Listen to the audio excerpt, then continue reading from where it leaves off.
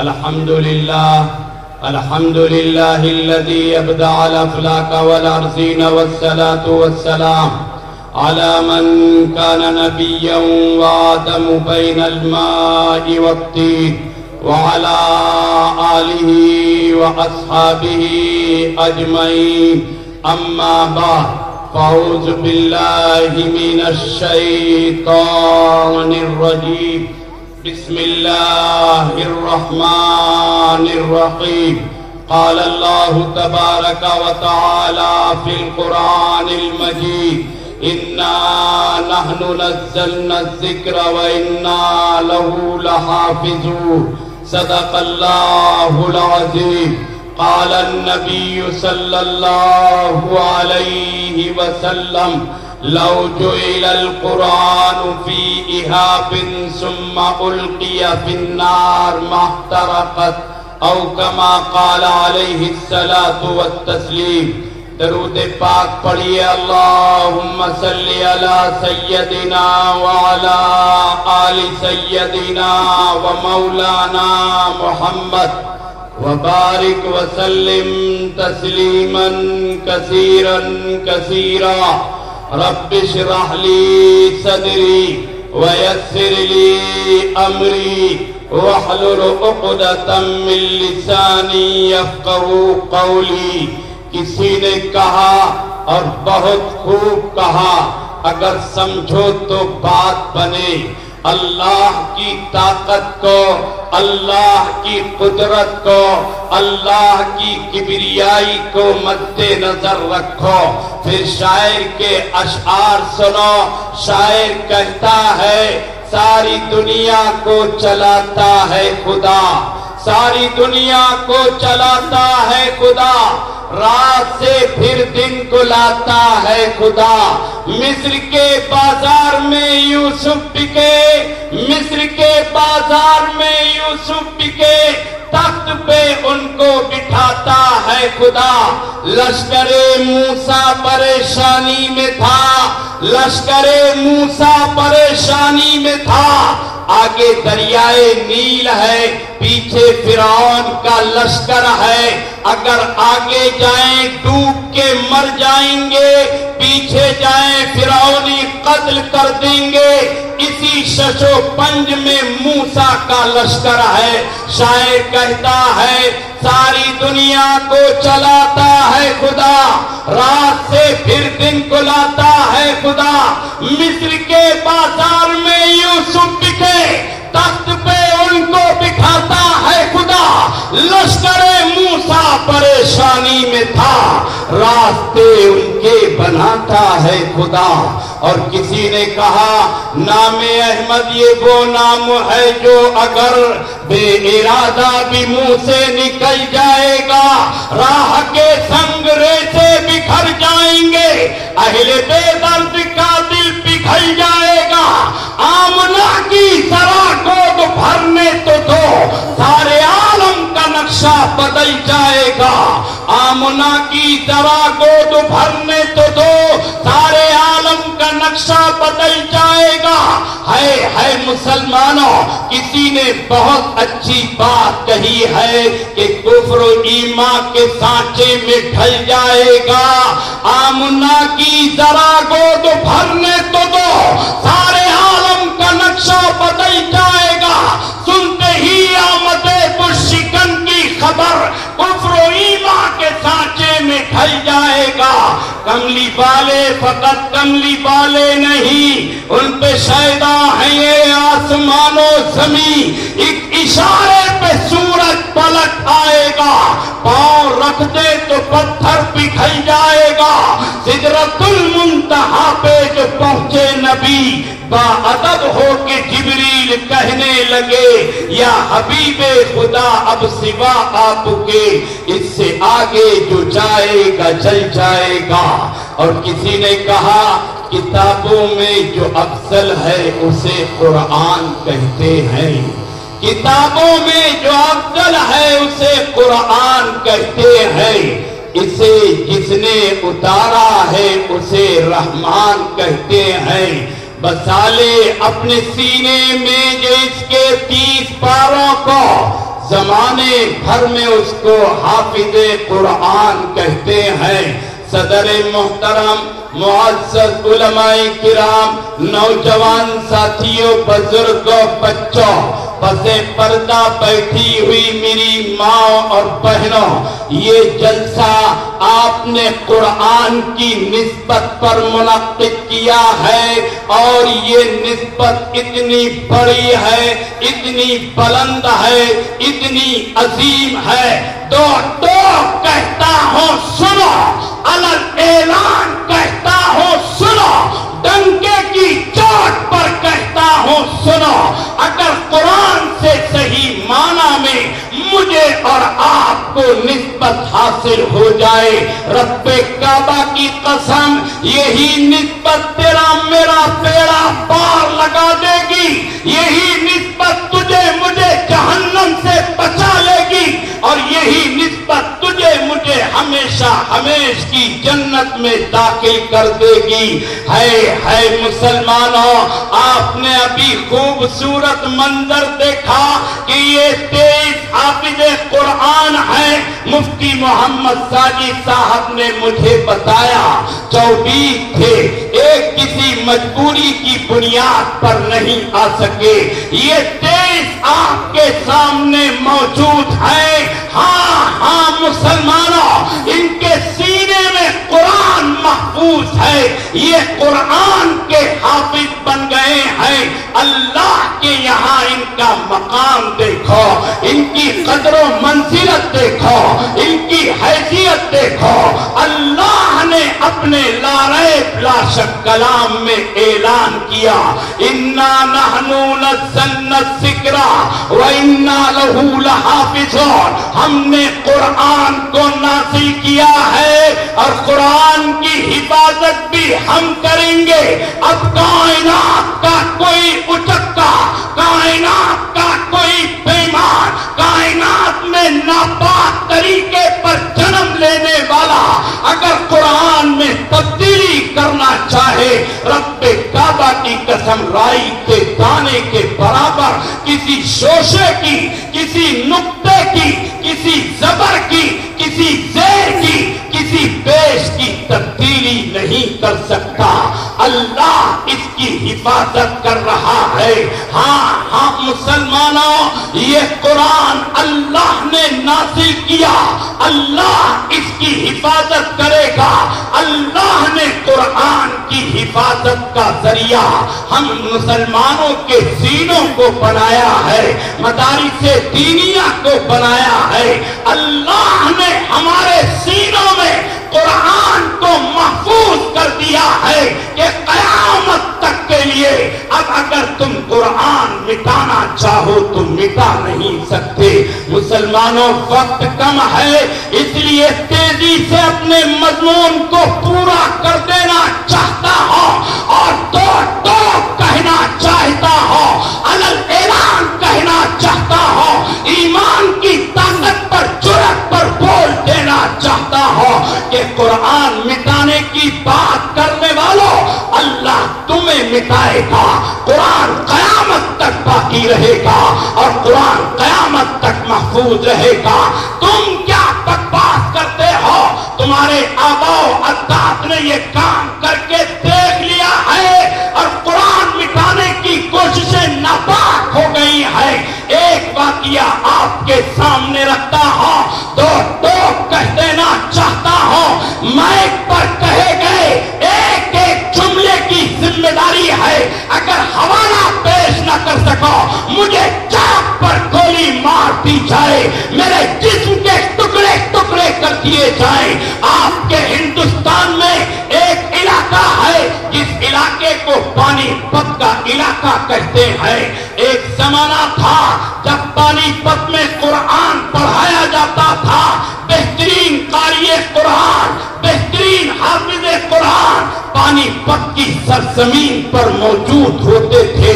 انگریز مشورہ کرتا ہے، انگریز کانفرنس کرتا ہے کہ قرآن کو مٹاؤ، اسلام مٹے گا، قرآن کو مٹاؤ، مومن مٹے گا، قرآن کو مٹاؤ، مسلمان نیست تو نابود ہو جائے گا۔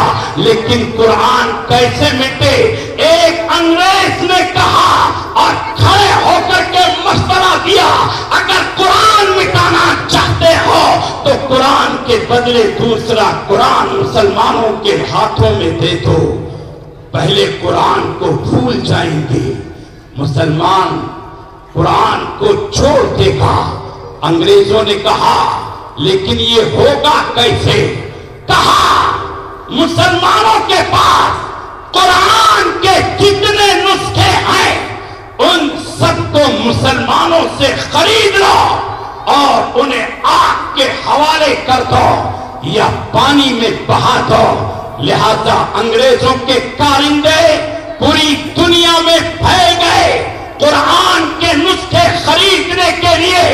ایک انگریز پانی پت کی سرزمین پر پہنچتا ہے، وہ مسلمانوں کے گھروں تک جاتا ہے، مسلمانوں سے قرآن کے نسخے خریدتا ہے، اور رات کی تاریکی میں، رات کے سناٹے میں، رات کے اندھیرے میں وہ قرآن کے نسخوں کو پانی میں بہا دیتا ہے۔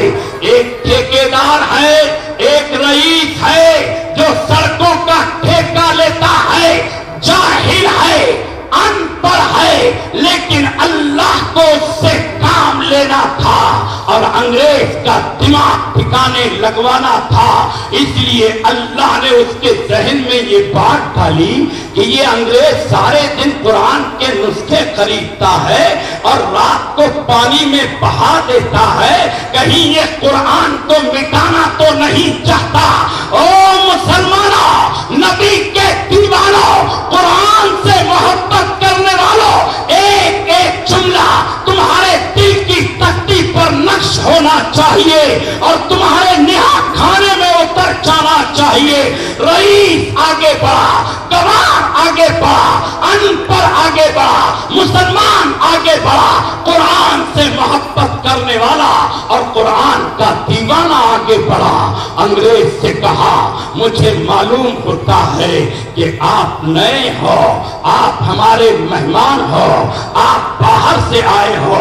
کہا ہاں میں باہر سے آیا ہوں۔ ٹھیکیدار نے کہا پھر تو ہم آپ کے میزبان ہیں، آپ ہمارے مہمان ہیں، ہم آپ کی دعوت کرنا چاہتے ہیں، آپ کو کھانا کھلانا چاہتے ہیں، کیا آپ ہماری دعوت قبول کرو گے؟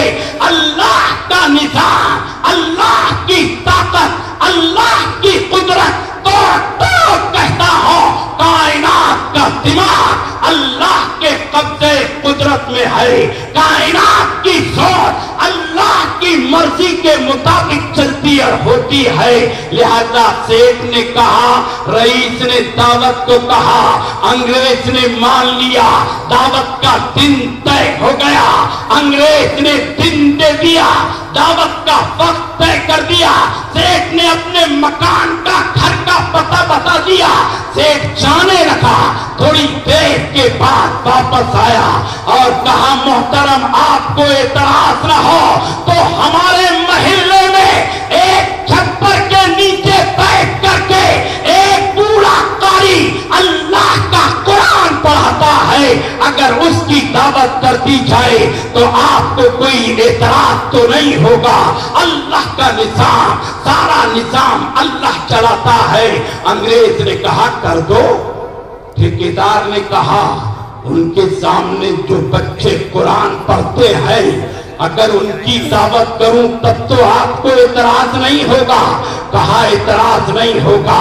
قاری صاحب کی دعوت ہو گئی، نبی کے مہمانوں کی، مدرسے میں پڑھنے والوں کی، قرآن کا حفظ کرنے والوں کی، پڑھانے والوں کی بھی دعوت ہو گئی۔ اب دعوت کا دن آتا ہے، سیٹھ کے یہاں دسترخوان بچتا ہے، انگریز بھی دسترخوان پر ہے، قاری قرآن بھی دسترخوان پر ہے، اور پڑھنے والے بچے، قرآن کو سیکھنے والے بچے بھی دسترخوان रईस आया, मेजबान आया, दावत करने वाला आया। कारी साहब से कहा, कारी साहब खाने में जरा देर है, मैं चाहता हूं आप किसी तालिब इल्म से कहें वो कुरान पढ़े, कुरान सुनाए। कारी साहब ने छोटे से बच्चे से कहा जिसके सीने में कुरान महफूज था कि कुरान पढ़ो। उसने पढ़ना शुरू किया, थोड़ा सा पढ़ा था। सेठ बोलता है तुम गलत पढ़ते हो। दूसरे बच्चों ने कहा नहीं सेठ साहब आपको गलती लगी है, हमारा साथी सही पढ़ता है। सेठ ने कहा पढ़ो, बच्चे ने फिर पढ़ा, सेठ ने फिर टोका, साथियों ने फिर कहा हमारा साथी सही पढ़ता है। ऐसे ही जब 2-3 बार हुआ तो सेठ ने अंग्रेज से कहा तुम कुरान के नुस्खे खरीद करके उन्हें पानी में बहा करके सोच रहे हो हम कुरान को खत्म कर देंगे। अरे कुरान तो मासूम के सीनों में महफूज है, कैसे खुरचोगे इनके सीनों से और कैसे निकालोगे इनके सीनों से। इसलिए अंग्रेज जहां से आया था वहीं वापस हो गया।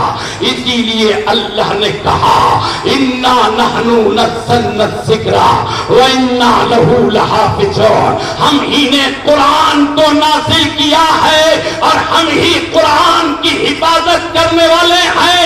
ओ मुसलमानों, तुमसे एक बात पूछना चाहता हूं, ये मासूम बच्चे कि जिन पर इनके घर वाले भरोसा नहीं करते, अल्लाह ने पूरा कुरान इनके सीने में महफूज कर दिया है। ये अल्लाह का करम नहीं है, अल्लाह का इनायत करता मौजिज़ा नहीं है तो फिर और क्या है। ये मासूम बच्चा अगर आपसे अपने घर वालों से अलमारी की सैफ की जहां आपका पैसा सोना चांदी रखा हुआ है मांगे तो आप नहीं देंगे। बेटा तुम ना समझ हो, तुम चाबी खो दोगे, माल इधर उधर हो जाएगा। लेकिन अल्लाह का करम देखो, अल्लाह की इनायत देखो, अल्लाह की कुदरत देखो। अल्लाह ने उस बच्चे के सीने में पूरा कुरान महफूज कर दिया जिस पर जिसके वालिदैन भी कुल्ली भरोसा और एतमाद नहीं करते। मुफ्ती तकी उस्मानी साहब दामत बरकातुहुम ने बड़ा अजीबो-गरीब वाक़िया लिखा है। हबशे का रहने वाला एक सियाह-फाम बच्चा, एक काला बच्चा 7.5 साल का है, उसके सीने में कुरान महफूज हो गया और वो कुरान का हाफिज बन गया। और फिर अरब के बादशाह ने उस जमाने में एक जलसा किया जिसमें हाफिजों को बुलाया गया, हाफिजों का इम्तिहान लिया गया, हाफिजों को पढ़ करके सुनाने के लिए कहा गया। तो वो हबशी बच्चा सारे हाफिजों में नंबर 1 पर आया। बात यहीं पर खत्म नहीं होती। सऊदी के बादशाह ने उस 8.5 साला बच्चे को बैतुल्लाह की चाबी दी, काबतुल्लाह की चाबी दी और कहा तुम्हारा एजाज ये है, तुम्हारा इकराम ये है, तुम्हारा इनाम ये है और तुम्हारी इज्जत और तौकीर ये है कि काबतुल्लाह का ताला खोलो और तन्हा काबतुल्लाह के अंदर दाखिल हो जाओ। ये एजाज है इनका, ये इकराम है इनका, ये इनाम है इनका। आओ बात आगे आपको सुनाता हूं। अब से कई साल पहले अंग्रेज एक कॉन्फ्रेंस करता है, एक जलसा करता है और जलसे का एजेंडा ये है कि मुसलमान और इस्लाम कैसे मिटे। अंग्रेज मशवरे दे रहे हैं, अंग्रेज मशवरे रद्द कर रहे हैं। एक बूढ़ा अंग्रेज खड़ा हुआ और उसने खड़े होकर के कहा अगर इस्लाम को मिटाना चाहते हो, मुसलमानों को खत्म करना चाहते हो تو ایک کام کرو، مسلمانوں کے ہاتھوں سے قرآن پاک چھین لو اور قرآن پاک ان سے علیحدہ کر دو، مسلمان بھی باقی نہیں رہے گا اور اسلام بھی باقی نہیں رہے گا۔ کہا پھر کیسے چھینے؟ کہا دوسرا قرآن دے دو مسلمانوں کو، دوسرا قرآن تیار کرو، مارکیٹ میں بھیجو۔ انگریزوں نے کہا لیکن دوسرا قرآن کون تیار کرے گا اور دوسرا قرآن کون لکھے گا؟ ایک جوان انگریز کھڑا ہوا جو عربی جانتا تھا، عربی گرامر جانتا تھا، عربی پر عبور رکھتا تھا۔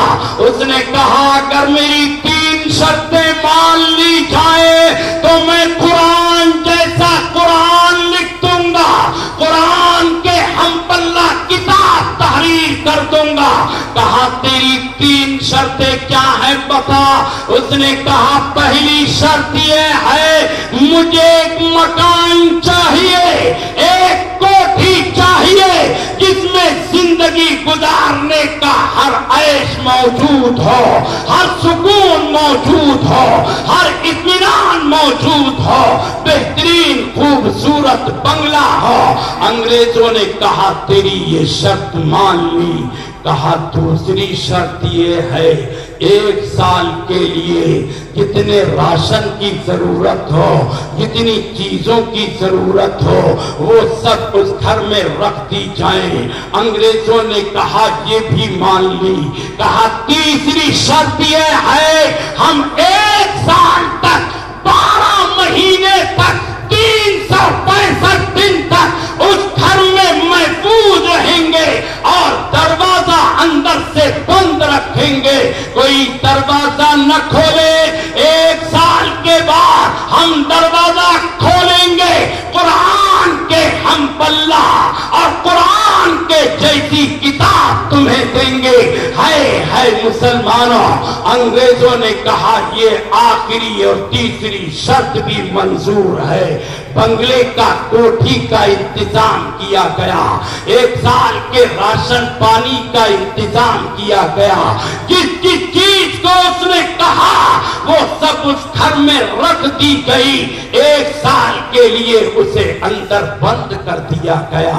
لیکن مسلمانوں ذرا توجہ سے سنا اور اللہ قرآن کی حفاظت کیسے کرتا ہے ذرا توجہ فرماؤ۔ ایک جملہ قیمتی ہے، ایک جملہ بھی اگر تمہارے ذہن سے نکل گیا میں سمجھوں گا تمہیں قرآن سے حقیقی محبت نہیں ہے۔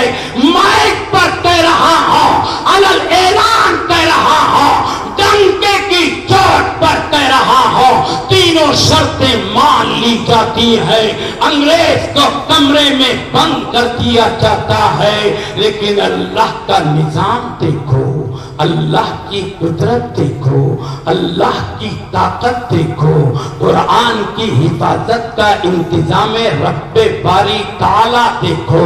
6 مہینے کے بعد لوگوں نے جنہوں نے اسے بند کیا تھا انہوں نے سوچا 6 مہینے ہو گئے ہیں، آدھا قرآن تو لکھ لیا ہوگا، چلو دروازہ کھلواتے ہیں، آدھا قرآن دیکھتے ہیں۔ دروازے پر آئے، دروازہ کھٹکھٹایا، اندر سے اس نے کہا من دقل باب، دروازہ کھٹکھٹانے والا کون ہے؟ ہمیں پکارنے والا کون ہے؟ ہمیں آواز دینے والا کون ہے؟ انگریزوں نے کہا جس نے تمہیں بند کیا ہے، تمہاری ضرورتوں کا انتظام کیا ہے، وہی تمہاری چوکھٹ پر دروازے پر آئے ہیں۔ دروازہ کھولو، دروازہ کھولا۔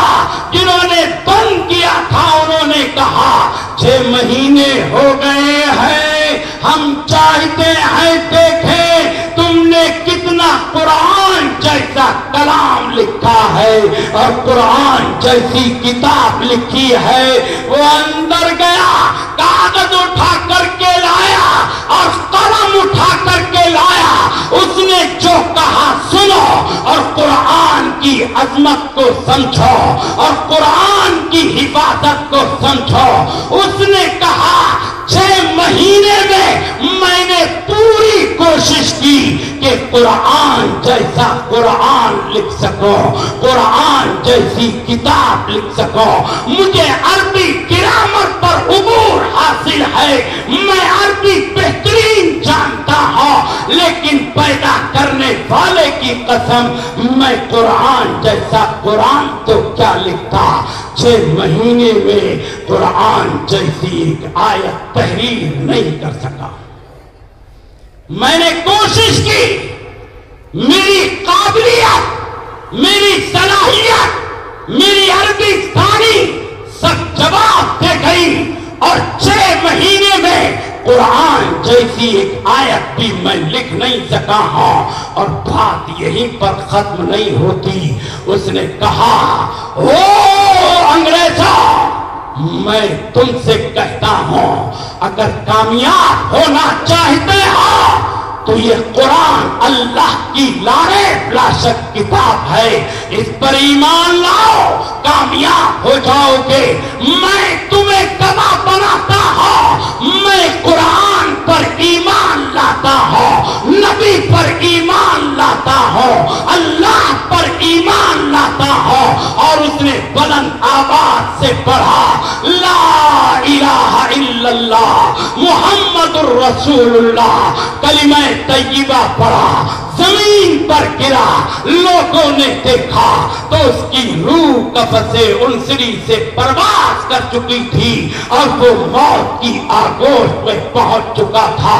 اس لیے اللہ نے کہا انا نحن نزلنا الذکر وانا لہ لحافظون، ہم ہی نے قرآن کو اتارا ہے اور ہم ہی قرآن کی حفاظت کرنے والے ہیں۔ کائنات کے بےایمان سمجھتے ہیں، اللہ کے باغی سمجھتے ہیں ہم قرآن میں تبدیلی کر دیں گے، نہیں، جس کی حفاظت احکم الحاکمین کرے، رب تو جہاں کرے، خالق ارض و سماوات کرے، اس میں تبدیلی کرنا ناممکن ہے، اس کے زیر و زبر کو بدلنا ناممکن ہے۔ اللہ نے قرآن کی حفاظت کا وعدہ کیا ہے اور اس کا ذریعہ دنیا میں مدرسوں کو، حافظوں کو، قاریوں کو بنا دیا ہے۔ اس لیے اچھی طرح سمجھو ان حافظوں کا مرتبہ کیا ہے، ان کی قدر و منزلت کیا ہے اور ان کی اہمیت کیا ہے۔ تاریخ میں ایک واقعہ تحریر کیا جاتا ہے، ایک گاؤں ہے جہاں کوئی مدرسہ نہیں ہے اور کوئی مسجد نہیں ہے۔ اللہ کا ایک بندہ آگے بڑھتا ہے، ایک مسجد اپنی جیب خاص سے تعمیر کرتا ہے، ایک مکتب مدرسہ تعمیر کرتا ہے اور کہتا ہے کسی سے چندہ نہیں لوں گا، اکیلا مسجد مدرسے کا خرچ اٹھاؤں گا۔ اکیلا مسجد مدرسہ بنا کر کے چلا رہا ہے اور اخلاص کے ساتھ چلا رہا ہے۔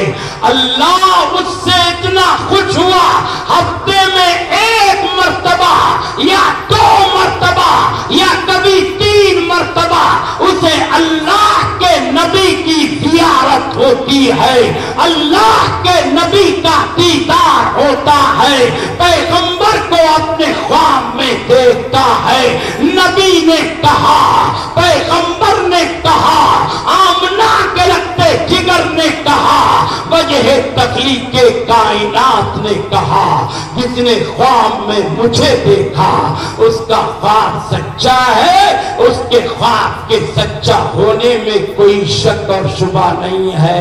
لیکن متولی صاحب مسجد مدرسہ بنانے والے ایک دن دوپہر میں مسجد میں آئے تو بچے جو تھے مدرسے کے مسجد میں کچھ شور وور کر رہے تھے. متولی صاحب کو غصہ آیا.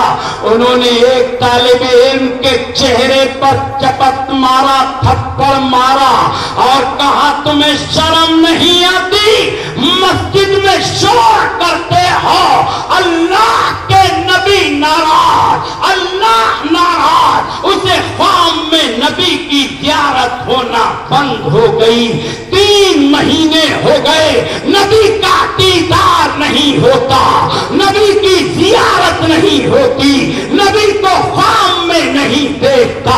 اس کا کھانا پینا سب بند ہو گیا, بے حد پریشان ہو گیا. اس کا ایک دوست کہنے لگا کیا بات ہے, پریشان کیوں ہو؟ کہا اصل میں نبی کا دیدار ہفتے میں ہوتا تھا, لیکن اب 3 مہینے ہو گئے دیدار نبی نہیں ہوا. اس کا دوست رات کو سوتا ہے, اللہ کے نبی خواب میں تشریف لاتے ہیں, اللہ کے نبی کا خواب میں دیدار کرتا ہے اور پوچھتا ہے یا نبی اللہ, یا رسول اللہ, میرے دوست کو آپ خواب میں دکھائی کیوں نہیں دیتے؟ نبی نے جو جواب دیا سنو, اور ان حافظوں کی مدرسے میں پڑھنے پڑھانے والوں کی اہمیت کو سمجھو. نبی نے کہا میں اسے خواب میں کیسے دیدار کراؤں؟ ہمارے چہیتے کو مارا, ہمارے مہمان کو مارا, مدرسے میں پڑھنے والے کو مارا. اس سے جا کر کے کہو جب تک میرے مہمانوں سے معافی نہیں مانگتا میں خواب میں نہیں آؤں گا. صبح ہوتی ہے یہ دوست کے پاس پہنچتا ہے, خواب کا سارا قصہ بیان کرتا ہے. متولی صاحب مدرسے میں آتے ہیں, حافظوں سے, طلبا سے, نبی کے مہمانوں سے معافی مانگتے ہیں. او مسلمانوں ذرا توجہ سے سنو, رات ہوتی ہے, متولی سوتا ہے, نبی خواب میں تشریف لاتے ہیں, نبی کا دیدار کرتا ہے. یہ معیار ہے ان حافظوں کا, یہ مقام ہے مدرسے میں پڑھنے والوں کا. ہم سمجھتے ہیں کہ یہ ملا جی ہے, یہ حافظ جی ہے, ان کی حیثیت کیا ہے؟ او مسلمانوں سنو, دنیا کی ڈگریاں ایک پڑھنے میں رکھو اور حافظ قرآن کی ڈگری دوسرے پڑھنے میں رکھو. مجھے قسم ہے اس ذات کی جس کے قبضے میں میری جان ہے, وہی پڑھنا جھکے گا جس میں حافظ قرآن کی ڈگری رکھی ہوئی ہے. اس لیے کہ حافظ قرآن نبی کے مصلی کا وارث بنتا ہے, نبی کے منبر کا وارث بنتا ہے. اس سے بڑی ڈگری اور کیا ہو سکتی ہے؟ آخری بات سناؤ اور اپنی بات کو اختتام پذیر کرو. مسلمانوں وقت یقیناً کم ہے, 40 منٹ مجھے ہو چکے ہیں بولتے ہوئے. آپ سوچتے ہوں گے مولوی نے کہا تھا مختصر بات کروں گا, لیکن نہ معلوم اس کا مختصر کتنا طویل اور بڑا ہے. آخری بات سنو, دل کے کانوں سے سنو, اور میں 2 ٹوک کہتا ہوں, توجہ سے سنو. یہ مدرسے تمہارا مستقبل ہے, تمہارے ایمان کا مستقبل ہے, تمہارے بچوں کے ایمان کی ضمانت ہے. اگر اس دھرتی پر مدرسے نہ رہے, تمہیں نبی کا, پیغمبر کا, اللہ کا تعارف کرانے والا اور ان کی حقیقت کو بتانے والا اس دھرتی پر کوئی میسر نہ ہو سکے گا. تو کہتا ہو یہ داڑیاں, یہ کرتے, یہ نمازیں, یہ ٹوپیاں, یہ کلمے سب مدارس علماء کی بنیاد پر زندہ ہیں. جب یہ نہ رہے تو یہ سب ختم ہو جائے گا۔ آخری بات سنو، مورخین نے لکھا ہے، بمبئی کے علاقے کا واقعہ ہے، اس زمانے میں عام طور پر مدارس میں مطبخ نہیں ہوتے تھے، طلبہ گھروں پر کھاتے تھے۔ ایک بچہ بمبئی کے کسی مدرسے میں گیا، اس نے کہا میرا داخلہ لے لو، میں حفظ کرنا چاہتا ہوں۔ اساتذہ نے، ذمہ داروں نے کہا ہم آپ کا داخلہ نہیں لے سکتے۔ کہا کیوں؟ کہا ہمارے پاس کھانے کا انتظام نہیں ہے، جتنے گھر تھے اتنے طلبہ ہمارے پاس ہے۔ یہ چاروں ناچار واپس آیا، اس کا منہ لٹکا ہوا۔ ایک بوڑھی عورت نے دیکھا، کہا بیٹے کیوں پریشان ہو؟ کہا تم میری پریشانی اماں کیا حل کرو گی؟ کہا نہیں بیٹے بتاؤ تو صحیح پریشانی کیا ہے؟ کہا اصل میں حفظ کرنا چاہتا ہوں، آپ کے پڑوس محلے کے مدرسے میں داخلہ لینے گیا تھا، لیکن وہاں کھانے کا انتظام نہیں ہے، میرا داخلہ نہیں ہو سکا، اس لیے میں پریشان ہوں۔ بوڑھی ماں نے کہا جاؤ مدرسے والوں سے کہا میں تمہارے کھانے کا انتظام کروں گی۔ بچہ خوش ہو گیا، مدرسے والوں نے داخلہ لے لیا، یہ مدرسے میں پڑھنے لگا، اللہ کا قرآن حفظ کرنے لگا۔ بوڑھی اس کے لیے تینوں وقت کھانے کا انتظام کرنے لگی۔ مورخین نے لکھا ہے کہ کبھی 2 روٹی بوڑھی کے پاس ہوتی تھی، ایک روٹی بوڑھی خود کھاتی اور ایک نبی کے مہمان کو حفظ کرنے والے طالب علم کو کھلاتی۔ 3 سال تک یہ سلسلہ چلتا رہا، اس نے حفظ قرآن پاک مکمل کر لیا، حافظ ہو کر کے مدرسے سے چلا گیا۔ چند سالوں کے بعد بوڑھی کا انتقال ہو گیا، اس کے کسی رشتے دار نے اسے خواب میں دیکھا۔ اللہ یہ خواب اس لیے دکھاتا ہے تاکہ ہمیں نصیحت حاصل ہو، ہمیں پیغام مل سکے، ہماری نظر نیت درست ہو سکے، ہم سمجھ سکیں قرآن کا اعجاز کیا ہے، ہم سمجھ سکیں حافظ قرآن کی قدر و قیمت کیا ہے۔ لہذا بوڑھی کا انتقال ہو گیا، اس کے کسی رشتے دار نے اسے خواب میں دیکھا تو بوڑھی جنت میں ٹہل رہی ہے۔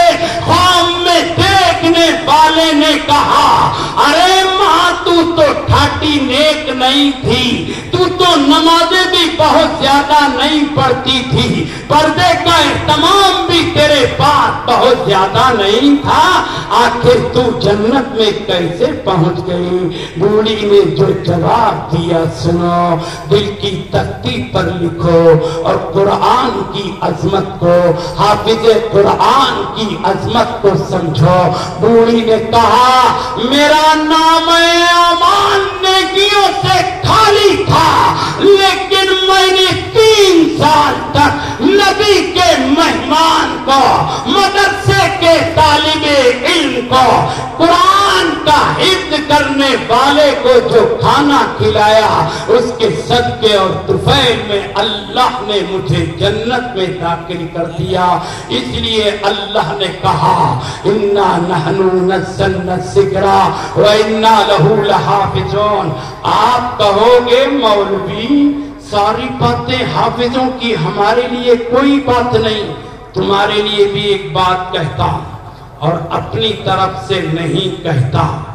مفسرین قرآن کہتے ہیں، صاحب روح المعانی نے کہا ہے انا نحن نزلنا الذکر وَإِنَّا لَهُ لَحَافِظُونَ کے تحت لکھا ہے اللہ قرآن کا نازل کرنے والا ہے اور قرآن کی حفاظت بھی اللہ کرتا ہے، لہذا اللہ نے قرآن کی حفاظت کا ذریعہ اور سبب مسلمانوں کو بنایا ہے۔ قرآن کی حفاظت کا ذریعہ حافظ قرآن بھی ہے، قاری قرآن بھی ہے اور پیسہ خرچ کرنے والا بھی ہے۔ فرماتے ہیں مفسرین جو قرآن کو سینے میں محفوظ کرے وہ بھی حفاظت قرآن کا ذریعہ ہے، جو سینے میں قرآن کو محفوظ کرائے وہ بھی حفاظت قرآن کا ذریعہ ہے، اور جو اس پر پیسہ خرچ کرے وہ بھی حفاظت قرآن کا ذریعہ ہے۔